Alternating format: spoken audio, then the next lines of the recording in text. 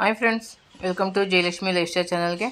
ಇವತ್ತು ಬೆಳಗಿನ ಬ್ರೇಕ್ಫಾಸ್ಟ್ಗೆ ಸಾಮಾನ್ಯವಾಗಿ ಡಯಟ್ ಮಾಡೋರಾಗಲಿ, ಹೆಲ್ತಿಯಾಗಿ ಬ್ರೇಕ್ಫಾಸ್ಟ್ ಮಾಡ್ಕೋಬೇಕು ಅಂತಾಗಲಿ, ಮಕ್ಕಳಿಗೆ ಲಂಚ್ ಬಾಕ್ಸ್ ಕಟ್ಟಬೇಕು ಅಂತಾಗಲಿ, ಅದಕ್ಕೆಲ್ಲ ಒಳ್ಳೆ ಫ್ರೈಡ್ ರೈಸ್ ಮಾಡ್ತಾಯಿದ್ದೀನಿ. ಫ್ರೈಡ್ ರೈಸ್ ಅಂದರೆ ಮಾಮೂಲಿ ಫ್ರೈಡ್ ರೈಸ್ ಅಲ್ಲ, ಒಂದು ಹೇಳೋದ್ನಲ್ಲ, ಡಯಟ್ ಮಾಡೋರ್ಗುನಾಗಲಿ ಮಕ್ಕಳಿಗಾಗಲಿ ಲಂಚ್ ಬಾಕ್ಸ್ಗೆ ರುಚಿಯಾಗಿ ಚೆನ್ನಾಗಿ ಹೇಗೆ ಮಾಡ್ಕೋಬೇಕು ಅನ್ನೋದನ್ನು ತೋರಿಸ್ತಿದ್ದೀನಿ. ಏನೇನು ಹಾಕ್ತಿದ್ದೀನಿ ಅಂತ ಹೇಳ್ತೀನಿ. ಇಲ್ಲಿ ನಾನು ಎಲ್ಲ ಥರ ತರಕಾರಿ ತೊಗೊಂಡಿದ್ದೀನಿ. ಎಲೆಕೋಸು, ಕ್ಯಾಪ್ಸಿಕಮ್ಮು, ಹುರುಳಿಕಾಯಿ, ಈರುಳ್ಳಿ ಎಲ್ಲ ತೊಗೊಂಡಿದ್ದೀನಿ. ಹಾಗೆ ಬೆಳ್ಳುಳ್ಳಿ, ಹಸಿಮೆಣ್ಸಿನ್ಕಾಯಿ ತೊಗೊಂಡು ಬೇಬಿ ಕಾರ್ನನ್ನು ನಾನು ಉಪ್ಪಾಕಿ ಸ್ವಲ್ಪ ಬೇಯಿಸಿಟ್ಕೊಂಡಿದ್ದೀನಿ. ಪನ್ನೀರ್ ಕೂಡ ಇದು ಮನೆಯಲ್ಲೇ ಮಾಡ್ಕೊಂಡಿದ್ದು. 1 ಲೀಟ್ರ್ ಹಾಲಲ್ಲಿ ನಾನು ಪನ್ನೀರ್ ಥರ ಮಾಡಿ ಇಟ್ಕೊಂಡಿದ್ದೆ. ಅದನ್ನು ಕೂಡ ಹಾಕ್ತಿದ್ದೀನಿ. ಈಗ ನಿಮಗೆ ಗೊತ್ತಾಗಿರಬೇಕು ಹೆಲ್ತಿ ಫುಡ್ ಅಂದರೆ ಎಷ್ಟು ಚೆನ್ನಾಗಿದೆ ಅಂಥೇಳಿ. ಪನ್ನೀರು, ಕಾರ್ನು ಮತ್ತು ವೆಜಿಟೇಬಲ್ಸು ಎಲ್ಲ ಹಾಕಿ ಮಾಡೋದ್ರಿಂದ ಸಾಮಾನ್ಯವಾಗಿ ಡಯಟ್ ಮಾಡಬೇಕು ಅನ್ನೋರು ರೈಸ್ ಎಲ್ಲ ಜಾಸ್ತಿ ತಿನ್ನೋಲ್ಲಲ್ವ, ಅಂಥವ್ರಿಗೆ ಈ ಥರದ್ದು ತುಂಬ ಚೆನ್ನಾಗಿರುತ್ತೆ. ಬಾಯಿ ರುಚಿಗೆ ತಿನ್ನೋದಕ್ಕೂ ಇಷ್ಟ ಆಗುತ್ತೆ ಅವ್ರಿಗೆ. ಯಾಕೆಂದರೆ ಇಲ್ಲಿ ನಿಮಗೆ ಪನ್ನೀರು ಪ್ರೋಟೀನು ಮತ್ತು ವೆಜಿಟೇಬಲ್ಸು ಎಲ್ಲ ಕೂಡ ಆ್ಯಡ್ ಆಗಿರೋದ್ರಿಂದ ರೈಸು ಕಡಿಮೆ ಆಗಿ ತಿನ್ಬೋದು. ಇದಕ್ಕೆ ನಾವು ಕಡಿಮೆ ರೈಸ್ ಹಾಕಿರ್ತೀವಿ. ವೆಜಿಟೇಬಲ್ಸ್ ಅವೆಲ್ಲ ತುಂಬ ಜಾಸ್ತಿ ಇರೋದ್ರಿಂದ ಮಕ್ಕಳಿಗೂ ತುಂಬ ಒಳ್ಳೆಯದು, ಮತ್ತು ಡಯಟ್ ಮಾಡೋರಿಗೂ ಕೂಡ ಒಳ್ಳೆ ಚೆನ್ನಾಗಿರುತ್ತೆ. ಅವರಿಗೆ ಹೊಟ್ಟೆ ತುಂಬ ಬ್ರೇಕ್ಫಾಸ್ಟ್ ಮಾಡ್ದಂಗೂ ಇರುತ್ತೆ. ಈಗ ನಾನು ಫಸ್ಟ್ ಏನು ಮಾಡ್ತೀನಿ ಅಂದರೆ 1 ಸ್ಪೂನಷ್ಟು ನಾನು ತುಪ್ಪ ಹಾಕ್ಕೊಂಡಿದ್ದೀನಿ. ತುಪ್ಪ ಇಲ್ಲಾಂದರೆ ಎಣ್ಣೆ ಬೇಕಾದ್ರೂ ಹಾಕ್ಕೋಬೋದು, 2 ಸ್ಪೂನು. ಪನ್ನೀರೆಲ್ಲ ಸ್ವಲ್ಪ ನಾನು ರೋಸ್ಟ್ ಮಾಡ್ಕೊಳ್ತೀನಿ. ನಾನು ಪನ್ನೀರನ್ನ ಸಣ್ಣಕ್ಕೆ ಕಟ್ ಮಾಡ್ಕೊಂಡಿದ್ದೀನಿ. ಯಾಕೆ ಅಂತಂದರೆ ತಿನ್ನುವಾಗ ಪ್ರತಿಯೊಂದು ತುತ್ತಕ್ಕೂ ಪನ್ನೀರ್ ಸಿಗ್ತಾಯಿದ್ರೆ ತುಂಬಾ ಚೆನ್ನಾಗಿರುತ್ತೆ. ತಿನ್ನೋದಕ್ಕಂತೂ ಬಾಯಿಗೆ ಒಳ್ಳೆ ಟೇಸ್ಟ್ ಸಿಗುತ್ತೆ. ಅದಕ್ಕಾಗಿ ನಾನೇನು ಮಾಡಿದೆ, ಸಣ್ಣಕ್ಕೆ ಕಟ್ ಮಾಡಿಕೊಂಡು ನಾನು ಪನ್ನೀರನ್ನ ಇದು ಮಾಡಿದ್ದೀನಿ. ಪನ್ನೀರ್ ಹಾಗೇ ಬೇಕಾದರೂ ಹಾಕ್ಕೋಬಹುದು, ಆದರೆ ನನಗೆ ಸ್ವಲ್ಪ ರೋಸ್ಟ್ ಮಾಡಿದ್ದು ನನಗೆ ಭಾಳ ಇಷ್ಟ ಪನ್ನೀರು. ಅದಕ್ಕೋಸ್ಕರ ನಾನೇನು ಮಾಡ್ತೀನಿ ಅಂದರೆ ಪನ್ನೀರನ್ನ ಸ್ವಲ್ಪ ರೋಸ್ಟ್ ಮಾಡೇ ನಾನು ಹಾಕ್ಕೊಳ್ತೀನಿ. ಹೇಗೆ ಬೇಕಾದ್ರೂ ಹಾಕ್ಕೋಬೋದು. ಈಗ ನಾನು ಇಲ್ಲಿ ಸ್ವಲ್ಪ ಕೆಂಪು ಕಲರ್ ಬರೋಷ್ಟು ನಾನು ಒಂಚೂರು ತುಪ್ಪದಲ್ಲಿ 2 ನಿಮಿಷ ಅದನ್ನ ರೋಸ್ಟ್ ಮಾಡ್ಕೊತೀನಿ. ಸಣ್ಣಕ್ಕೆ ಕಟ್ ಮಾಡ್ಕೊಂಡಿದ್ದೀನಿ. ಮತ್ತು ನೋಡಿ, ಮನೆಯಲ್ಲೇ ಮಾಡಿಕೊಂಡ್ರೂ ಕೂಡ ನಾವು ಈ ಥರ ಸ್ಲೈಸ್ ಆಗಿ ನಾವು ಕಟ್ ಮಾಡ್ಕೋಬೋದು ಪನ್ನೀರನ್ನ. ಹೇಗೆ ಮಾಡೋದು ಇದರ ನೀಟಾಗಿ ನೀವು ಅಂಗಡೀಲಿ ತಂದಷ್ಟೇ ನಾವು ಮನೇಲಿ ಪ್ರಿಪೇರ್ ಮಾಡ್ಕೋಬೋದು ಅನ್ನೋದನ್ನು ಕೂಡ ನಾನು ನೆಕ್ಸ್ಟ್ ವೀಡಿಯೋದಲ್ಲಿ ತೋರಿಸ್ತೀನಿ. ಖಂಡಿತ ನೋಡಿ. ಪನ್ನೀರನ್ನು ನಾವು ಮನೇಲಿ ಈಗ ನೋಡಿ, ಕೆಲವರು ಮನೇಲಿ ಮಾಡಿಕೊಂಡ್ರೆ ಸ್ಲೈಸ್ ಕಟ್ ಮಾಡೋಕ್ಕಾಗಲ್ಲ ಅಂತ ಅಂದ್ಕೊತಾರೆ. ಇಲ್ಲ, ನಾವು ಹೇಗೆ ಬೇಕಾದರೂ ಮಾಡ್ಕೋಬೋದು, ಅಷ್ಟು ಚೆನ್ನಾಗಿರುತ್ತೆ.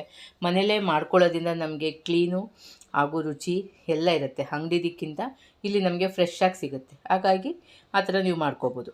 ಮತ್ತು ನಾನಿಲ್ಲಿ ಬಾಣಲೆಗೆ ನಾನು ಒಗ್ಗರಣೆಗೆ ಮಾಡ್ಕೊಳ್ಳೋಕ್ಕೆ ಒಂದು 5-6 ಸ್ಪೂನಷ್ಟು ಎಣ್ಣೆ ಹಾಕ್ತೀನಿ. ಎಣ್ಣೆ ಸ್ವಲ್ಪ ಜಾಸ್ತಿ ಬೇಕಾಗುತ್ತೆ. ಯಾಕೆಂದರೆ ಫ್ರೈಡ್ ರೈಸ್ ಅಂದರೆ ಎಲ್ರಿಗೂ ಗೊತ್ತು, ವೆಜಿಟೇಬಲ್ಸ್ ಆಗಲಿ ಯಾವುದೇ ಆಗಲಿ ಎಲ್ಲ ಎಣ್ಣೆಲೇ ರೋಸ್ಟ್ ಆಗಬೇಕು. ಇಲ್ಲಿ ನಾವು ಯಾವುದೇ ಥರ ನೀರು ಹಾಕೋದಿಲ್ಲ. ಹಾಗಾಗಿ ಸ್ವಲ್ಪ ಆಯಿಲ್ ಜಾಸ್ತಿ ಹಾಕಿದ್ದೀನಿ. ಬೇಕು ಅಂದರೆ ಬೇಕಾದ್ರೆ ಕಮ್ಮಿ ಮಾಡಿ, ಒಂಚೂರು ತುಪ್ಪ ಕೂಡ ನೀವು ಆ್ಯಡ್ ಮಾಡ್ಕೋಬೋದು ಡಯಟ್ ಮಾಡೋರಿಗೆಲ್ಲ. ಇಲ್ಲಿ ನಾನು 1 ಸ್ಪೂನ್ ಜೀರಿಗೆ ಹಾಕ್ಕೊಂಡಿದ್ದೀನಿ. 1-2 ಬೆಳ್ಳುಳ್ಳಿ ಗೆಡ್ಡೆನ ನಾನು ಸಿಪ್ಪೆ ಬಿಡಿಸಿ ಸಣ್ಣಕ್ಕೆ ಹೆಚ್ಕೊಂಡಿದ್ದೀನಿ. ಇನ್ನು ಮತ್ತು ಒಂದು 7-8 ಮೆಣಸಿನ್ಕಾಯಿ ಹಾಕ್ಕೊಂಡಿದ್ದೀನಿ. ಇಲ್ಲಿ ನಾನು 3 ಜನಕ್ಕೆ ಆಗೋಷ್ಟು ಮಾಡ್ತಾಯಿದ್ದೀನಿ. ಇದು 3 ಅಲ್ಲದೆ 4-5 ಜನ ಕೂಡ ತಿನ್ನಬಹುದು, ಅಷ್ಟು ಮಾಡ್ತಿದ್ದೀನಿ. ಆದರೆ ಫ್ರೈಡ್ ರೈಸ್ ಅಂದರೆ ನಮ್ಮಲ್ಲಿ ತುಂಬ ಇಷ್ಟ. ಹಾಗಾಗಿ ಚೆನ್ನಾಗಿ ಜಾಸ್ತಿ ತಿಂದುಬಿಡ್ತಾರೆ. ಅದಕ್ಕೆ ನಾನು ನಮ್ಮ ಮನೇಲಿ 3 ಜನಕ್ಕೇ ಫುಲ್ಲು 2 ಸಲ ತಿನ್ನುವಷ್ಟು ತಿಂತಾರೆ. ಅಷ್ಟು ಚೆನ್ನಾಗಿರುತ್ತೆ, ಅಷ್ಟು ಟೇಸ್ಟಿಯಾಗಿರುತ್ತೆ, ಅಷ್ಟೊಂದು ಇಷ್ಟಪಡ್ತಾರೆ. ಹಾಗೆ ನಾನಿಲ್ಲಿ ಈರುಳ್ಳಿನ ಉದ್ದುದಕ್ಕೆ ಹಚ್ಕೊಂಡು ಹಾಕಿದ್ದೀನಿ. ಅದನ್ನು ಕೂಡ 1-2 ನಿಮಿಷ ಎಲ್ಲ ಫ್ರೈ ಮಾಡ್ಕೋಬೇಕು. ಮಾಡಿಕೊಂಡು ಮೊದಲಿಗೆ ನಾವು ಒಂಚೂರು ಹುರುಳಿಕಾಯಿ ಮತ್ತು ಕ್ಯಾರೆಟನ್ನು ಫಸ್ಟು ಹಾಕ್ಕೋಬೇಕು. ಯಾಕಂದರೆ ಇದೆರಡೂ ಕೂಡ ಸ್ವಲ್ಪ ಟೈಮ್ ತೊಗೊಳುತ್ತೆ ಬೇಯೋಕ್ಕೆ. ಇನ್ನೊಂದೇನೆಂದರೆ, ನಿಮಗೆ ಫ್ರೈಡ್ ರೈಸ್ ಅಂತ ಅಂದ ತಕ್ಷಣವೇ ತರಕಾರಿ ಎಲ್ಲ ಹಾಕ್ತೀವಲ್ವ, ಆದರೆ ತುಂಬ ಬೇಯಬೇಕು ಅಂತ ಏನಿಲ್ಲ. ಕ್ರಂಚಿಯಾಗಿರಬೇಕು, ಆಫ್ ಬಾಯ್ಲ್ ಆಗಿರಬೇಕು. ಮಿನಿಮಮ್ ಒಂದು 70-80% ಅಷ್ಟು ಬಾಯ್ಲ್ ಆಗಿದ್ದರೆ ಸಾಕು.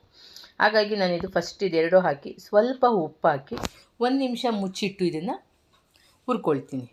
ಅವಾಗೇನಾಗುತ್ತೆ, ನಿಮಗೆ ಎಣ್ಣೆಯಲ್ಲಿ ಒಂಥರ ಚೆನ್ನಾಗಿ ಬೇಯುತ್ತೆ. ಯಾವಾಗಲೂ ಮುಚ್ಚಿಟ್ಟಾಗ ಆ ಹಬೆಗೇ ನೀವು ಒಳಗಿನ ಕಾವುಗೇ ಅದು ರೋಸ್ಟ್ ಬರುತ್ತೆ. ಈಗ ತೆಗೆದು ನಾನು ಮತ್ತೆ ಕ್ಯಾಪ್ಸಿಕಮ್ಮು ಮತ್ತು ಎಲೆಕೋಸು ಬೇಗನೂ ಬೇಯುತ್ತೆ. ಹಾಗೆ ಅದು ತುಂಬ ಬೆಂದಲೂಬಾರ್ದು. ನಮಗೆ ಬಾಯಿಗೆ ಎಲೆಕೋಸೆಲ್ಲ ಕ್ರಂಚಿಯಾಗಿ ಸಿಗಬೇಕು. ಹಾಗಾಗಿ ನಾವು ಆಮೇಲೆ ಹಾಕ್ಕೋಬೇಕು. ಫಸ್ಟು ಹುರುಳಿಕಾಯಿ ಕ್ಯಾರೆಟ್ ಹಾಕ್ಕೊಂಡು ನಂತರ ಇದು ಹಾಕ್ಕೊಂಡು ಮತ್ತೆ ಒಂದು ತಿರುಗಿಸಿ ಒಂದು 2 ನಿಮಿಷ ತಟ್ಟೆ ಮುಚ್ಚಿಟ್ರೆ ಮತ್ತೆ ಹಬೆಗೆ ಎಷ್ಟು ನೀಟಾಗಿ ಇದಾಗ್ಬಿಡುತ್ತೆ ಅಂದರೆ ಅಷ್ಟು ಚೆನ್ನಾಗಿ ಬರುತ್ತೆ. ಈಗ ಇದಕ್ಕೆ ನಾನು ಸ್ವಲ್ಪ ಖಾರಕ್ಕೆ ಪೆಪ್ಪರ್ ಯೂಸ್ ಮಾಡ್ಕೊಳ್ತಾ ಇದ್ದೀನಿ. ಹಸಿಮೆಣ್ಸಿನ್ಕಾಯಿ ಜೊತೆಗೆ ಪೆಪ್ಪರ್, ಫ್ರೈಡ್ ರೈಸ್ಗೆ ಪೆಪ್ಪರ್ ಹಾಕಲೇಬೇಕು. ಹಾಗಾಗಿ ನಿಮ್ಮ ಖಾರದ ಕ್ವಾಂಟಿಟಿ ಎಷ್ಟಿದೆ ನೋಡ್ಕೊಂಡು ಹಾಕಿ. ಮತ್ತು ನಾನು ಮೊದಲು ಸ್ವಲ್ಪ ಉಪ್ಪು ಹಾಕಿದ್ದೆ, ಈಗ ಮತ್ತೆ ಇನ್ನೊಂದು ಸ್ವಲ್ಪ ಉಪ್ಪು ಹಾಕಿ ಅದ್ರ ಜೊತೆಗೆ ನಾನು ಸ್ವಲ್ಪ ಒಂದು 2 ಸ್ಪೂನಷ್ಟು ಸೋಯಾ ಸಾಸ್ ಹಾಕ್ಕೊತಿದ್ದೀನಿ. ಸಾಸ್ ಇಲ್ಲದೆ ಕೂಡ ನೀವು ಅದೇ ಥರನೇ ಮಾಡ್ಕೋಬೋದು, ಸಾಸ್ ಹಾಕಲೇಬೇಕು ಅಂತ ಏನಿಲ್ಲ. ಮನೇಲಿದ್ದರೆ ಖಂಡಿತ ಹಾಕಿ, ಮಕ್ಳಿಗೆ ತುಂಬ ಇಷ್ಟ ಆಗುತ್ತೆ. ಇಲ್ಲಿ ಟೊಮೊಟೊ ಕೆಚಪ್ನ ಒಂದು 3 ಸ್ಪೂನ್ ಹಾಕ್ಕೊಂಡಿದ್ದೀನಿ. ನಾನು ಹೇಳಿದ್ದೀನಿ ಫಸ್ಟೇ, ಮನೆ ತಂದು ಮಾಡಲೇಬೇಕು ಅನ್ನೋಷ್ಟು ಏನು ಟೆನ್ಷನ್ ಬೇಕಿಲ್ಲ. ಫ್ರೈಡ್ ರೈಸ್ನ ಯಾವ ಥರ ಬೇಕಾದ್ರೂ ಮಾಡ್ಕೋಬೋದು. ಏನಂದರೆ ಮಕ್ಕಳು ಮನೆಗೆ ಹೋಟೆಲ್ಗೆಲ್ಲ ಹೋದಾಗ ಫ್ರೈಡ್ ರೈಸ್ ಬೇಕು ಅಂತ ತುಂಬ ಇಷ್ಟಪಡ್ತಾರಲ್ವ. ಅದಕ್ಕೆ ನಾವು ಮನೇಲೂ ಅದೇ ಥರ ಮಾಡೋಣ ಅಂತೇಳ್ಬಿಟ್ಟು ನಾನು ಆದಷ್ಟು ಅದೇ ಥರ ಟ್ರೈ ಮಾಡಿಕೊಡ್ತೀನಿ. ಈಗ ರೋಸ್ಟ್ ಮಾಡಿ ಇಟ್ಕೊಂಡಿರೋ ಅಂಥ ನಾನು ಪನ್ನೀರು ಕೂಡ ಹಾಕ್ಕೊಂಡಿದ್ದೀನಿ. ಹಾಗೆಯೇ ಬೇಬಿ ಕಾರ್ನ್ ಕೂಡ ನಾನು ಬೇಬಿ ಕಾರ್ನ್ ಅಂತಲೇ ಹೇಳ್ತಿದ್ದೀನಿ. ಕಾರ್ನ್ ಜೋಳ, ಇದನ್ನು ನಾನು ಅದನ್ನು ಕೂಡ ಬೇಯಿಸಿಟ್ಕೊಂಡಿದ್ನಲ್ವ, ಅದನ್ನು ಹಾಕಿ ಒಂದ್ಸಲಿ ಮಿಕ್ಸ್ ಮಾಡೋಣ. ಮತ್ತೆ ತುಂಬ ಬೇಯದ್ಬಿಡಿ, ಯಾಕೆಂದರೆ ಈಗ ಆಲ್ರೆಡಿ ನಾವು ಜೋಳ ಬೇಯಿಸ್ಕೊಂಡಿದ್ದೀವಿ, ಪನ್ನೀರ್ ಕೂಡ ಆಗಿದೆ. ಹಾಗಾಗಿ ನಾವು ಮತ್ತೆ ಬೇಯಿಸಿದ್ರೆ ಸುಮ್ಮನೆ ಒಂದ್ಸಲಿ ಮಿಕ್ಸ್ ಮಾಡಿಬಿಟ್ಟು ರೈಸ್ ಹಾಕ್ಕೊಳ್ಳೋದು. ರೈಸು ಕೂಡ ಅಷ್ಟೇ, ನೀವು ಫಸ್ಟೇ ಮಾಡಿಟ್ಕೊಂಡಿರಬೇಕು. ಸ್ವಲ್ಪ ಉಪ್ಪು ಹಾಕಿ ರೈಸ್ ಮಾಡಿಟ್ಕೊಂಡು ತಣ್ಣಗಾಗಿರಬೇಕು, ರೈಸು ಉಡುಗಿರಬೇಕು. ಆ ಥರ ಇದ್ದಾಗ ನಿಮಗೇನಾಗುತ್ತೆ, ಫ್ರೈಡ್ ರೈಸು ತುಂಬ ಚೆನ್ನಾಗಿ ಬರುತ್ತೆ. ಲಾಸ್ಟಲ್ಲಿ ಸ್ವಲ್ಪ ಕೊತ್ತಂಬರಿ ಸೊಪ್ಪು ಹಾಕಿ ಒಂದು ಅರ್ಧ ನಿಂಬೆಹಣ್ಣು ಹಾಕಿದ್ದೀನಿ.